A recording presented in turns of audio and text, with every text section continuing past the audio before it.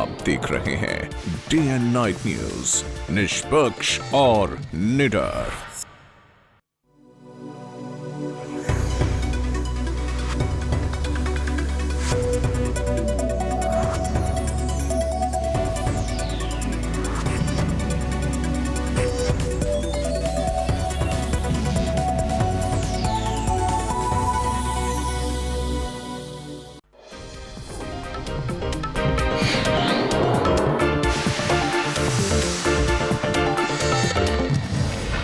ਪ੍ਰਧਾਨਮੰਤਰੀ ਨਰਿੰਦਰ ਮੋਦੀ ਨੇ ਇੱਕ ਵਾਰ ਫਿਰ ਤੋਂ ਰੇਡੀਓ ਪ੍ਰੋਗਰਾਮ ਮਨ ਕੀ ਬਾਤ ਰਾਹੀਂ ਸੰਬੋਧਨ ਕੀਤਾ ਹੈ।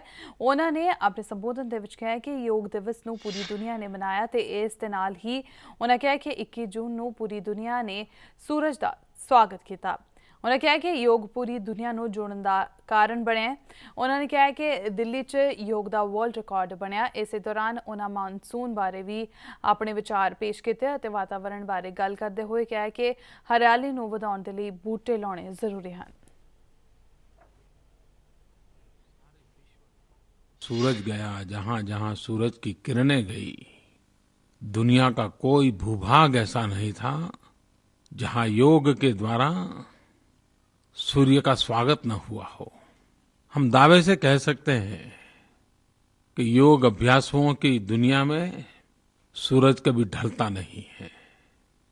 योग को दुनिया ने जिस प्रकार से पलक पावड़े बिछा करके सम्मानित किया, सारे विश्व ने जिस प्रकार से अपने कंधे पर उठाया, कौन हिंदुस्तानी होगा जिसको गर्व नहीं होगा। मैं भी आनंद विभोर हो गया, मन पुलकित हो गया। और जब फ्रांस के लोग, जिनके लिए सीन नदी और एफिल टावर बहुत ही गौरवपूर्ण प्रतीक है, उन्होंने योगा करने के लिए उस स्थान को पसंद किया। पिछले महीने हमने 3 जन सुरक्षा की योजनाओं को लॉन्च किया था। मैंने कलकत्ते से किया था। इतने कम समय में बहुत ही सकारात्मक परिणाम मिला है। भारत में जन सुरक्षा की दृष्टि से बहुत कम काम हुआ है, लेकिन इन 3 योजनाओं के कारण एक बहुत बड़ा जंप हम लगा रहे हैं। इतने कम समय में 10 करोड़ से भी ज्यादा लोग इन जन सुरक्षाओं की योजनाओं में कहीं न कहीं जुड़ गए हैं। लेकिन हमें इसको और आगे बढ़ाना है। पहली बारिश तो हर कोई को, किसी भी उम्र में क्यों न हो, वर्षा का मजा लेने का मन करता है। आप भी हो सकता है बारिश में गरम पकौड़ों का, भजिए का, कॉर्न का, साथ साथ गर्मा गर्म चाय का मजा लेते होंगे। लेकिन साथ साथ जिस प्रकार से सूरज की किरणें जीवन देती हैं, वैसे ही वर्षा हमारे जीवन को ताकत देती है। बूंद बूंद पानी का बहुत मूल्य होता है। हम एक नागरिक के नाते, समाज के नाते बूंद बूंद पानी बचाने का स्वभाव बनाना ही पड़ेगा। गांव का पानी गांव में रहे, शहर का पानी शहर में रहे, ये हमारा संकल्प होना चाहिए। पानी रोकने के लिए प्रयास करने चाहिए। और वर्षा का पानी रुकता है और अगर जमीन में वापस जाता है, जमीन में रिचार्ज होता है, तो साल भर की हमारी समस्याओं का समाधान हो जाता है। रेन वाटर हार्वेस्टिंग ये कोई नई चीज नहीं है, सदियों से चली आ रही है। आप जब पौधा लगाते हो तो पौधे के बगल में एक पुराना मिट्टी का घड़ा भी लगा दीजिए और उसमें पानी भर दीजिए। महीने में 1-2 बार पानी भरोगे तो भी चलेगा। वो पौधा बहुत तेजी से आगे बढ़ेगा, विकास होगा। आप प्रयोग करके देखिए। और पुराना मिट्टी का घड़ा तो मिल ही जाएगा। मैं तो किसानों को भी कहता रहता हूं कि आप अपने खेत के किनारे पर बाड़ लगाने के बजाय पेड़ लगाइए, वो आपकी संपत्ति बन जाएंगे। ये बात सही है कि बारिश पसंद भी बहुत होती है, मजा भी आता है, लेकिन साथ साथ कभी कभी बारिश के सीजन में ही सबसे ज्यादा बीमारी आती है। डॉक्टरों को फुर्सत तक नहीं मिलती, इतने पेशेंट आते हैं। और हम जानते हैं कि बारिश के दिनों में पानी से बीमारियां बहुत फैलती हैं। वातावरण में नमी बढ़ जाने के कारण बैक्टीरिया पनपने लगते हैं और इसके लिए साफ सफाई बहुत महत्वपूर्ण बन जाती है। 2022 में जब भारत आजादी के 75 साल मनाएगा, हम देशवासियों को घर देना चाहते हैं। इन 3 बातों को लेकर के एक बड़ी योजना को आरंभ किया है। मुझे विश्वास है कि शहरी जीवन में बदलाव लाने में ये सारी योजनाएं काम आएगी। मैं स्वयं तो सोशल मीडिया के द्वारा आप सबसे जुड़ा रहता हूँ। बहुत से नए-नए विचार आप लोगों से मुझे मिलते रहते हैं। सरकार के संबंध में अच्छी बुरी जानकारियां भी मिलती रहती हैं। लेकिन कभी-कभार दूर सुदूर गांव में बैठा हुआ एक व्यक्ति भी उसकी एकाध बात हमारे दिल को छू जाती है। उधर कांग्रेस समेत आम आदमी पार्टी ने प्रधानमंत्री नरेंद्र मोदी की मन की बात होते अपना प्रतिक्रम जताया। आज की मन की बात में प्राइम मिनिस्टर ने कहा है this is a working government. That's basically wrong. मालूम है this is a wrong statement. मन की बात नहीं, ये पॉलिटिकल सिर्फ पॉलिटिकल प्रोपेगेंडा है, मन की बात नहीं। The fact is that this is a functioning government, a working government is totally wrong. What promises Modi ji has given during the run-up to the elections in the last 1 year, they did not implement the programs. Also, one by one, the central sector programs, they are dropping it, and farmers are in distress. Every section of the society is unhappy. I do not know that what kind of work this government is doing. About Man Ki Baat, but doesn't answer the basic questions which have emerged in the last 15 days ever since Mr. Lalit Modi's case has come up. My charge, and I make this charge with full responsibility, that Mr. Narendra Modi is helping Mr. Lalit Modi. My charge is that he has promised Lalit Modi that he'll be bailed out of all the cases in which he is being investigated by the Enforcement Directorate. Let Mr. Narendra Modi come out clean on this. देखिए, बड़ा अजीब सा है। मतलब मन की बात करने में भी अगर आप नेता हो जाते हैं, आप आम इंसान नहीं रहते हैं और आप डबल स्टैंडर्ड अपनाते हैं। मोदी जी ने कहा कि सरकार के कामकाज के बारे में मैं सरकार में बात करता हूं, लेकिन योजनाओं को गिनवा रहे थे। एक चीज मोदी जी को किसी ने बताई है, बड़ी अच्छी बताई है, कि उत्सव धर्मी देश है। इस उत्सव धर्मी देश में हर 2-3 महीने पे एक उत्सव मना दीजिए आप, फिर आपके पुण्य का, आपके पाप का लेखा जोखा लेने के लिए जनता आपके पास नहीं आ रही है। तो हम बताना चाहेंगे कि बहुत लंबे समय तक इस उत्सव का नशा जनता के ऊपर नहीं रहता। जब पेट नहीं भरा होता है ना, तो सारे नशे उतर जाते हैं। और 1 साल में जनता ने देख लिया है कि आप भाषण के अलावा कुछ दे नहीं रहे हैं। आपसे जब बात की जाती है आप ही की पार्टी के सिद्धांतों की, चाल की, चरित्र की, चेहरे की, तो आप चुप्पी साध जाते हैं। क्यों चुप्पी साध जाते हैं? आपको नहीं लग रहा कि एक मनमोहन जी की चुप्पी थी जिसने कांग्रेस को नेस्तनाबूद कर दिया, आपकी चुप्पी भाजपा को साफ कर सकती है। भ्रष्टाचार के मुद्दे पे आप चुप हैं, आप महंगाई के मुद्दे पे चुप हैं, आप रोजगार के मुद्दे पे चुप हैं, लेकिन मन की बात आपको करनी है। आपको उत्सव मनाना है देश में, काम कुछ भी नहीं करना है। ये ਉੱਥੇ ਹੀ ਦੂਜੇ ਪਾਸੇ ਲੋਕਾਂ ਨੇ ਮਨ ਕੀ ਬਾਤ ਉੱਤੇ ਆਪਣਾ ਪ੍ਰਤੀਕਰਮ ਦਿੱਤਾ। ਸੁਣਦਾ ਕੀ ਕਹਿਣਾ ਲੋਕਾਂ ਦਾ। बहुत अच्छी बात कही, लेकिन ये मैं कहूंगा कि योग एक ऐसा वर्चस्व है कि किसी धर्म या किसी समाज का नहीं है। ये सेहत के लिए, तंदुरुस्ती के लिए जो प्रधानमंत्री जी ने मैसेज दिया है, ये सभी के लिए है। लेकिन मैं बता दूं कि योग, हम लोग जो 5 टाइम नमाज पढ़ते हैं उसमें भी पूरा योगा होता है। तो हम लोग तो रोज करते ही करते हैं, लेकिन इन्होंने जो पूरे विश्व में जो करके जो किया है, ये एक बहुत अच्छी बात है। और ऐसी चीजें प्रधानमंत्री जो कर रहे हैं उसको एक्सेप्ट करना चाहिए। मैं तो योग जानता था लेकिन योग करता नहीं था, लेकिन 21 जून से चालू किया हूँ और कंटिन्यू कर रहा हूँ। भले थोड़ा कम ज्यादा हो, लेकिन उससे मुझे फायदा तो हुआ। मन की बात में आज हम लोगों ने जिस तरीके से मोदी जी को सुना, मोदी जी ने 21 जून की बात की। मोदी जी ने बताया कि विश्व में 21 जून का योग का माहौल किस तरीके से बना हुआ। इनक्रेडिबल इंडिया की बात की, अनेकता में एकता। मोदी जी का जो विजन है वो बहुत ही स्पष्ट है। मोदी जी इस देश को, भारत को, हिंदुस्तान को पूरे विश्व के सामने रखना चाहते हैं। एक ऐसा दृश्य रखना चाहते हैं जिससे हिंदुस्तान सीखे, हिंदुस्तान सीखकर उसको जो है आगे बढ़ने का काम करे। संदेश बहुत अच्छा था कि गवर्नमेंट की जो सारी योजनाएं हैं उनका लाभ जो लोग नहीं ले पा रहे हैं उनको आप इससे जोड़िए। सारे लोग एक सूत्र में बंधे। एंड 12 रुपए वाली योजना हो या 350 रुपए वाली योजना हो, अगर कोई रास्ते में जा रहा है, बाई चांस अगर उसका एक्सीडेंट होता है तो गवर्नमेंट उसको सपोर्ट करने के लिए तैयार है, तो वो खुद भी आ गया है, अवेयरनेस रखे कि गवर्नमेंट की जो योजनाएं मेरे लिए चल रही हैं वो मेरे लिए फ्रूटफुल है। मोदी जी ने एक तो भारत के बढ़ते प्रभाव के संबंध में युवाओं को जानकारी दी, देशवासियों को जानकारी दी कि आज पूरी दुनिया भारत को जानने के लिए कितना उत्सुक है, चाहे वो योग के माध्यम से भारत की प्रभुत्ता को मानने का मामला हो कि 177 देश भारत की इस पहल का समर्थन करते हैं। फिर उनने योजनाओं के बारे में कहा कि रक्षाबंधन आ रहा है, रक्षाबंधन पे हम अपनी बहनों को सुरक्षा का कोई गिफ्ट दे सकते हैं क्या, जीवन बीमा से संबंधित गिफ्ट दे सकते हैं, जो उनकी योजना है प्रधानमंत्री द्वारा 12 रुपये और 330 रुपये वाली योजनाओं के माध्यम से हम अपनी बहनों को सुरक्षा से कवर कर सकते हैं क्या।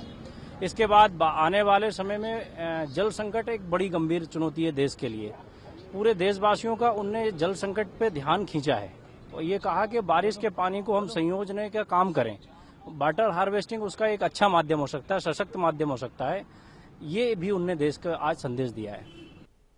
भारी मींह के कारण पीएम मोदी का वाराणसी दौरा रद्द हो गया है। भारी मींह के कारण प्रोग्राम वाली थां उत्ते पानी जमा हो गया ते प्रोग्राम रद्द करना पे। बनारस में एतवार सवेर तो ही रुक रुक के मींह पै रहा है। वाराणसी स्थित डीजल रेल इंजन कारखाना दे इस मैदान दे विच प्रधानमंत्री विकास रैली ਨੂੰ ਸੰਬੋਧਿਤ ਕਰਨ ਵਾਲੇ ਸਨ। ਉੱਥੇ ਵਾਟਰਪ੍ਰੂਫ पंडाल लगाया गया सी, पर पंडाल छोटा होने के कारण चारों पासे पानी भर गए। इस दे चलते प्रोग्राम नूं भी रद्द कर दिता गया।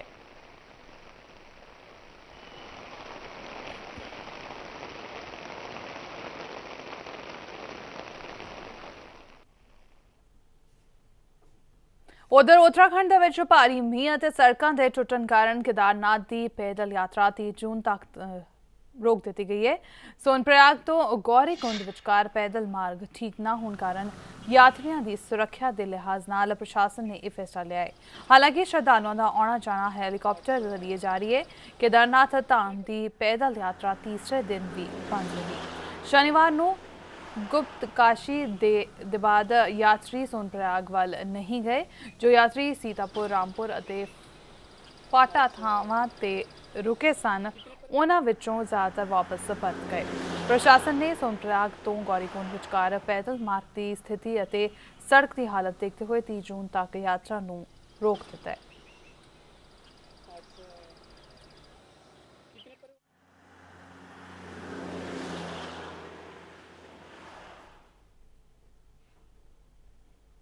उधर भारी बारिश होने कारण गुजरात दे विच कई जानवर इसकी भेट चढ़ गए हैं। गुजरात के अमरेली विच 4 होर शेरां की मौत हो गई है, जिस नाल बारिश कारण मरन वाले शेरां की गिनती वध के 8 हो गई है। अमरेली जिले के जंगलात विभाग के अधिकारियों का कहना है कि शेरां की मौत शेतरुजी नदी विच डुब के हुई है।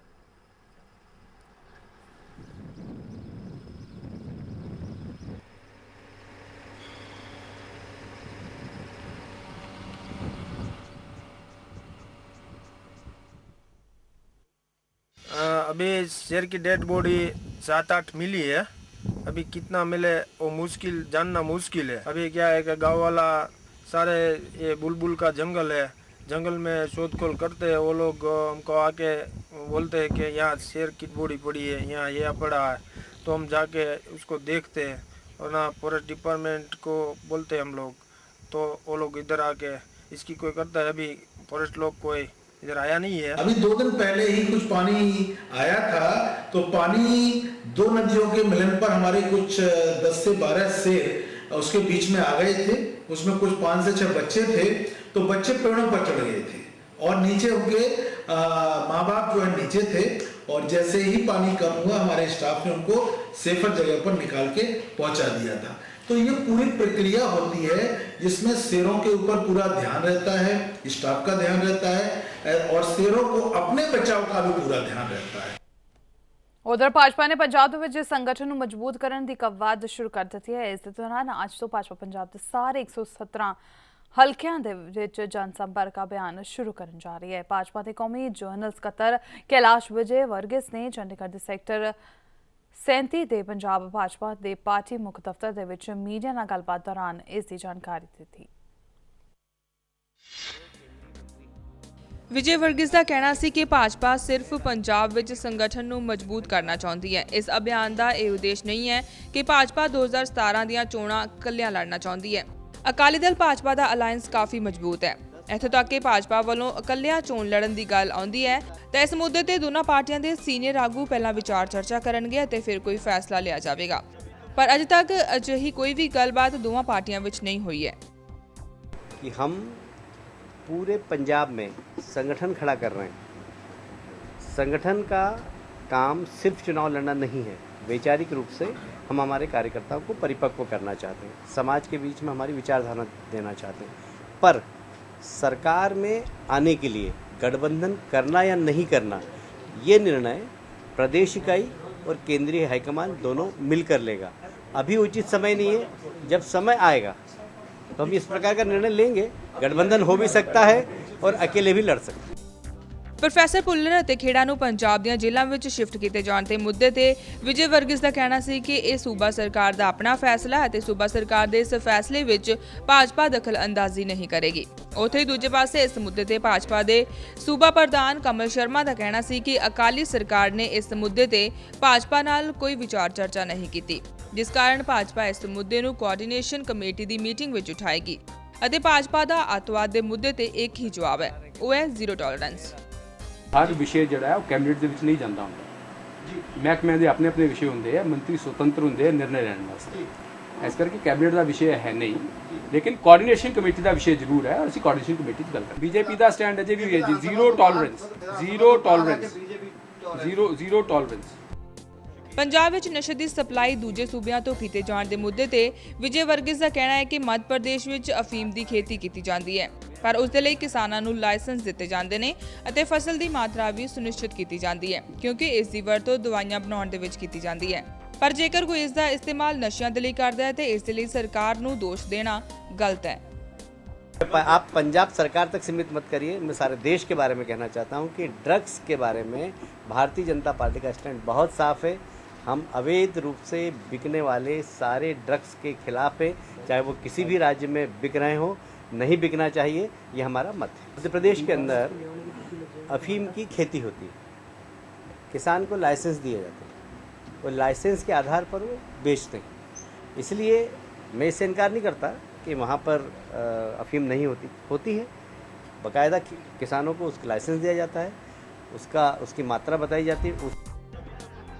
इस दौरान विजय वर्गीज़ ने शकील अहमद ਦੇ ਅਨਐਲਾਨੀ ਐਮਰਜੈਂਸੀ ਵਾਲੇ ਬਿਆਨ ਤੇ ਵੀ ਪ੍ਰਤੀਕਿਰਿਆ ਦਿੰਦੇ ਹੋਏ ਕਿਹਾ ਕਿ ਭਾਜਪਾ ਪੂਰੇ ਲੋਕਤਾਂਤਰਿਕ ਢੰਗ ਦੇ ਨਾਲ ਸਰਕਾਰ ਚਲਾ ਰਹੀ ਹੈ ਅਤੇ ਭਾਜਪਾ ਤੇ ਇਸ ਸਮੇਂ ਉਸ ਪਾਰਟੀ ਦੇ ਆਗੂ ਆਰੋਪ ਲਗਾ ਰਹੇ ਨੇ ਜਿਨ੍ਹਾਂ ਦੀ ਪਾਰਟੀ ਵਿੱਚ ਖੁਦ ਲੋਕਤੰਤਰ ਨਹੀਂ ਹੈ। ਇੰਨਾ ਨਹੀਂ, ਸ਼ਕੀਲ ਅਹਿਮਦ ਨੇ ਮੋਦੀ ਨੂੰ ਸਭ ਤੋਂ ਵੱਡੇ ਮੋਨੀ ਬਾਬਾ ਕਹੇ ਜਾਣ ਵਾਲੇ ਬਿਆਨ ਤੇ ਵੀ ਵਿਜੇ ਵਰਗੀਜ਼ ਦਾ ਕਹਿਣਾ ਸੀ ਕਿ ਮੋਦੀ 1 ਸਾਲ ਵਿੱਚ ਇੰਨਾ ਬੋਲ ਚੁੱਕੇ ਨੇ ਜਿੰਨਾ 10 ਸਾਲਾਂ ਵਿੱਚ ਕਾਂਗਰਸ ਦੇ ਪ੍ਰਧਾਨ ਮੰਤਰੀ ਨਹੀਂ ਬੋਲੇ ਸਨ। ਭਾਜਪਾ ਨੇ ਪੰਜਾਬ ਵਿੱਚ ਆਪਣਾ ਆਧਾਰ ਮਜ਼ਬੂਤ ਕਰਨ ਦੀ ਕਵਾਇਦ ਸ਼ੁਰੂ ਕਰ ਦਿੱਤੀ ਹੈ ਅਤੇ ਇਸੇ ਦੇ ਚੱਲਦੇ ਭਾਜਪਾ ਵੱਲੋਂ 117 ਹਲਕਿਆਂ ਵਿੱਚ ਜਨ ਸੰਪਰਕ ਅਭਿਆਨ ਵੀ ਸ਼ੁਰੂ ਕੀਤਾ ਜਾਏਗਾ। ਚੰਡੀਗੜ੍ਹ ਤੋਂ ਮਨੋਜ ਰਾਠੀ ਨਾਲ Kaumita Minhas, day and night news. Karnataka ਦੀ ਗੁਲਬਰਗ ਜੇਲ੍ਹ ਤੋਂ ਅੰਮ੍ਰਿਤਸਰ ਦੀ ਜੇਲ੍ਹ ਵਿੱਚ ਸ਼ਿਫਟ ਕੀਤੇ ਗਏ ਗੁਰਦੀਪ ਸਿੰਘ ਨੂੰ ਮਿਲਣ ਦੇ ਲਈ ਉਹਨਾਂ ਦੇ ਪਰਿਵਾਰ ਵਾਲੇ ਪਹੁੰਚੇ। 8 ਸਾਲ ਬਾਅਦ ਆਪਣੇ ਪੁੱਤਰ ਨੂੰ ਮਿਲ ਕੇ ਉਸ ਦੇ ਮਾਤਾ-ਪਿਤਾ ਕਾਫੀ ਖੁਸ਼ ਹੋਏ।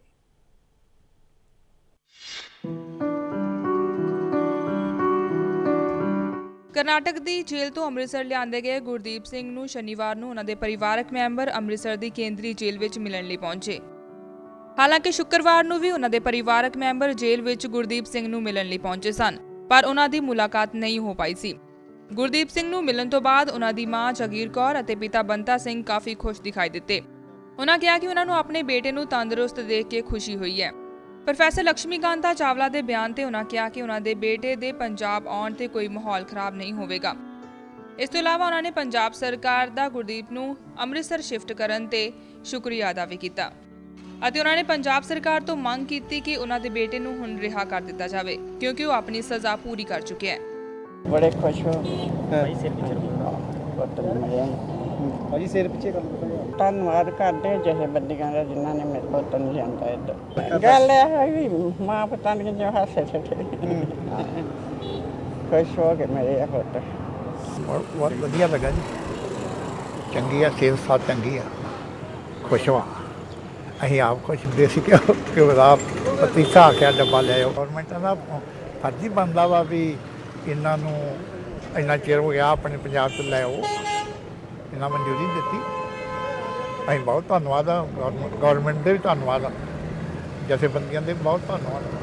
ਉਧਰ ਸ਼੍ਰੋਮਣੀ ਅਕਾਲੀ ਦਲ ਪੰਜ ਪ੍ਰਧਾਨੀ ਦੇ ਉਪ ਪ੍ਰਧਾਨ ਬਲਦੇਵ ਸਿੰਘ ਸਿਰਸਾ ਵੀ ਪ੍ਰੋਫੈਸਰ ਲక్ష్ਮੀ ਕਾਂਤਾ ਚਾਵਲਾ ਦੇ ਬਿਆਨ ਤੇ ਪਲਟਵਾਰ ਕਰਦੇ ਹੋਏ ਬੋਲੇ ਕਿ ਭਾਜਪਾ ਅੱਤਵਾਦ ਦੇ ਮੁੱਦੇ ਤੇ ਆਪਣੀ ਦੋਹਰੀ ਨੀਤੀ ਅਪਣਾ ਰਹੀ ਹੈ।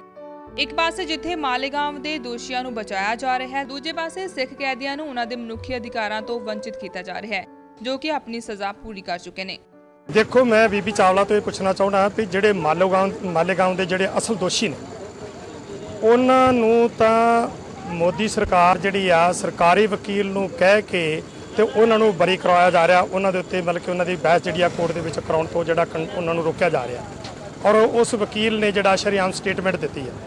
ਬੀਬੀ ਚਾਵਲਾ ਨੂੰ ਮੈਂ ਪੁੱਛਣਾ ਚਾਹੁੰਦਾ ਹੈ ਕਿ ਜਦ ਜਿਹੜੇ ਹਿੰਦੂਤਾ ਦੇ ਨਾਲ ਸੰਬੰਧਿਤ ਲੋਕ ਨੇ ਜਿਨ੍ਹਾਂ ਨੇ ਏਡੇ ਵੱਡੇ ਕਾਂਡ ਕੀਤੇ ਨੇ ਸਿੱਖਾਂ ਤੇ ਮੁਸਲਮਾਨਾਂ ਨੂੰ ਲੜਨ ਵਾਸਤੇ, ਜਿਨ੍ਹਾਂ ਨੇ ਏਡੇ ਵੱਡੇ ਕਾਂਡ ਕਰਾਏ ਨੇ, ਪ੍ਰੋਹਿਤ ਕਰਨਲ ਵਰਗੇ ਦੂਸਰੇ ਤੀਸਰੇ, ਉਹਨਾਂ ਨੂੰ ਤਾਂ ਛਡਾਉਣ ਵਾਸਤੇ ਮੋਦੀ ਸਰਕਾਰ ਜਿਹੜੀ ਹਰ ਤਰ੍ਹਾਂ ਦੀ ਕੋਸ਼ਿਸ਼ ਕਰ ਰਹੀ ਆ। ਲੇਕਿਨ ਜੇਕਰ ਜਿਨ੍ਹਾਂ ਸਿੱਖ ਨੌਜਵਾਨਾਂ ਨੇ 25-25 ਸਾਲ ਜੇਲ੍ਹਾਂ ਕੱਟ ਲੀਆਂ ਨੇ, ਉਹਨਾਂ ਨੇ ਦਿੱਤੀ ਹੋਈ ਸਜ਼ਾ ਤੋਂ ਵੀ 10-10 ਸਾਲ ਵੱਧ ਸਜ਼ਾ ਕੱਟ ਲਈ ਆ, ਤੇ ਉਹਨਾਂ ਦੇ ਨਾਲ ਪੰਜਾਬ ਦੇ ਵਿੱਚ ਆਉਣ ਦੇ ਨਾਲ ਮਾਹੌਲ ਖਰਾਬ ਹੁੰਦਾ ਹੈ। ਇਹ ਮੈਂ ਪੁੱਛਣਾ ਚਾਹੁੰਦਾ ਤੇ ਫਿਰ ਮਾਹੌਲ ਜਿਹੜਾ ਉਹ ਠੀਕ ਕਿਵੇਂ ਹੋਏਗਾ?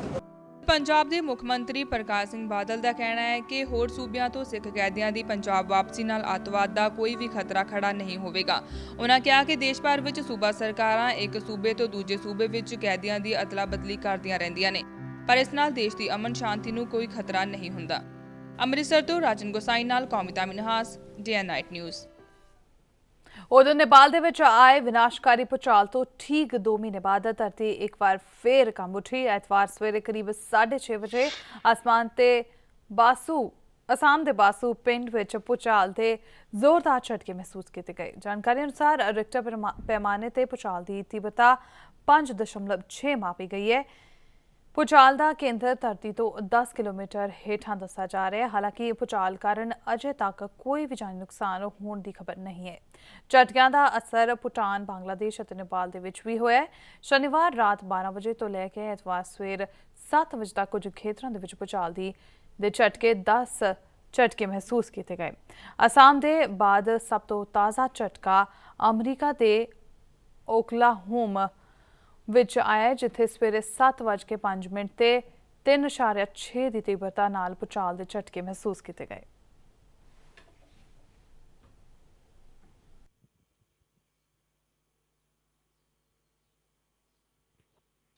छः 35 में भूकंप आया था, हम लोग सुना है। कुकड़ाझाड़ ऐसे में भी हुआ है। हम डर के मारे में हम लोग सब बाहर में आ गया है। करीब 6-7 सेकंड था। ये भूकंप अभी 6:37 पे आया था लगभग सुबह में, और काफ़ी जोर से था झटका। तो मैं तो अपने बच्चों को लेकर घर से बाहर निकल गई, और काफ़ी तेज गति से आया था। उधर रेवाड़ी ਦੇ ਵਿੱਚ ਇੱਕ ਦਰਦਨਾਕ ਹਾਦਸੇ ਦੇ ਵਿੱਚ ਟ੍ਰੇਨ ਨਾਲ ਕੱਟ ਕੇ 3 ਬੱਚਿਆਂ ਦੀ ਮੌਤ ਹੋ ਗਈ ਹੈ। ਇਹ ਤਿੰਨੋਂ ਬੱਚੇ ਬਾਵਲ ਖੇਤਰ ਦੇ ਪਿੰਡ ਕਿਸ਼ਨਪੁਰ ਦੇ ਰਹਿਣ ਵਾਲੇ ਸਨ। ਦੱਸਿਆ ਜਾ ਰਿਹਾ ਹੈ ਕਿ ਤਿੰਨੋਂ ਬੱਚੇ ਰੇਲ ਪਟਰੀਆਂ ਤੇ ਬੈਠੇ ਹੋਏ ਸਨ ਕਿ ਅਚਾਨਕ ਟ੍ਰੇਨ ਆ ਗਈ। ਇਹ ਤਿੰਨੋਂ ਬੱਚੇ 12ਵੀਂ ਅਤੇ 9ਵੀਂ ਕਲਾਸ ਦੇ ਵਿੱਚ ਪੜ੍ਹਦੇ ਸਨ। ਜਾਂਚਕਰਤਾ ਪੁਲਿਸ ਅਧਿਕਾਰੀ ਨੇ ਦੱਸਿਆ ਕਿ ਅਭੈ ਸਿੰਘ ਨੇ ਦੱਸਿਆ ਕਿ ਇਹ ਹਾਦਸਾ ਕਿਸ਼ਨਪੁਰ ਦੇ ਫਾਟਕ ਨੰਬਰ 76 ਤੇ ਹੋਇਆ ਹੈ। ਤਿੰਨਾਂ ਬੱਚਿਆਂ ਦੀਆਂ ਲਾਸ਼ਾਂ ਕਬਜ਼ੇ ਵਿੱਚ ਲੈ ਕੇ ਰੇਲਵੇ ਪੁਲਿਸ ਨੇ ਬਾਵਲ ਸਿਵਲ ਹਸਪਤਾਲ ਦੇ ਵਿੱਚ ਪੋਸਟਮਾਰਟਮ ਲਈ ਭੇਜ ਦਿੱਤੀਆਂ ਹਨ।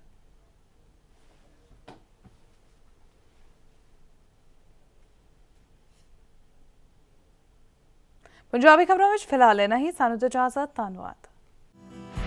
ਖਬਰਾਂ ਦੀ ਦੁਨੀਆ ਵਿੱਚ ਆਓ, ਸਾਡੇ ਨਾਲ ਕਦੇ ਵੀ ਕਿਤੇ ਵੀ ਜੁੜੋ। ਆਪਾਂ ਮਿਲਾਂਗੇ ਫੇਸਬੁੱਕ ਤੇ, ਅਸੀਂ ਦਿਖਾਂਗੇ YouTube ਤੇ। ਸਾਨੂੰ ਫੋਲੋ ਕਰੋ ਟਵਿੱਟਰ ਤੇ। ਖਬਰਾਂ ਨਾਲ ਜੁੜੇ ਰਹੋ ਦਿਨ ਰਾਤ।